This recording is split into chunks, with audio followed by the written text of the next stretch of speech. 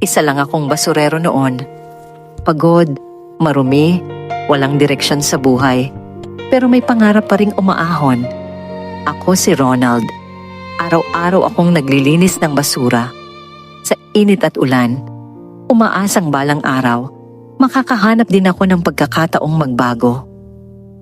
Hanggang sa isang araw, nakita ako ni Mang Rodel. Tahimik niya akong pinagmasdan.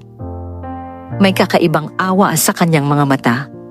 Naawa siya sa kalagayan ko. Nilapitan niya ako, kinausap, at nag-alok ng tulong na hindi ko inaasahan kailanman. Tinuring niya akong parang sariling anak. Inalagaan ako, tinuruan, at pinaniwala na may halaga pa ako sa mundo. Pinakilala niya ako sa kumpanya, kinausap ang management, at tiniyak na mabibigyan ako ng pagkakataong makapasok sa trabaho. Doon nagsimula ang pagbabago. Nakapasok ako, nagkaroon ng sweldo, at unti-unting naramdaman ang pag-angat ng aking buhay. Nung nalaman kong malapit nang ma-promote si Mang Rodel, may kung anong bumalot sa puso ko. Isang inggit na hindi ko mapigilan. Nilamon ako ng kasakiman, kaya palihim akong naglagay ng gamit ng kumpanya sa bag ni Mang Rodel mismo.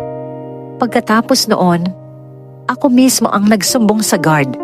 Kunwari wala akong alam, pero ako ang may gawa ng lahat. Sinita si Mang Rodel, binuksan ang kanyang bag at doon nakita ang gamit. Napahiya siya sa harap ng lahat.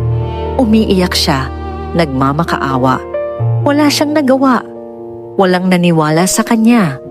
At tuluyan siyang tinanggal sa trabaho, kahit wala siyang kasalanan talaga. Habang siya'y nawalan ng lahat, ako naman ang na-promote, tumaas ang sahod, at nakuha ang posisyong gusto ko. Lumipas ang ilang buwan. Nabalitaan kong pumanaw na si Mang Rodel dahil wala na siyang pambili ng gamot para maintenance. Bigla akong nanlumo, parang gumuho ang mundo ko. Dahil alam kong ako ang dahilan ng kanyang paghihirap. Gulong-gulo ang isip ko, hindi ko matanggap ang bigat ng kasalanan na ako mismo ang gumawa ng walang awa. Ang taong tumulong sa akin ay trinaydor ko.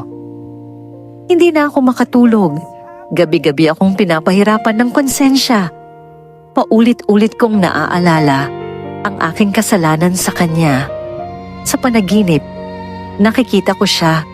Nakatingin lang, tahimik, ngunit ramdam ko ang sakit at lungkot sa kanyang mga mata. Nagigising akong pawis na pawis, nanginginig, at hindi na muling makatulog dahil sa takot at guilt na bumabalik. Sa huli, pumunta ako sa kanyang puntod, lumuhod, at humingi ng tawad. Ngunit alam kong huli na ang lahat. Ngayon ay hindi pa rin ako makatulog ng maayos. Dadalhin ko na ito hanggang kamatayan, hindi na ako mapapanatag. Mang Rodel, kung nasan ka man ngayon, sana ay mapatawad mo ako.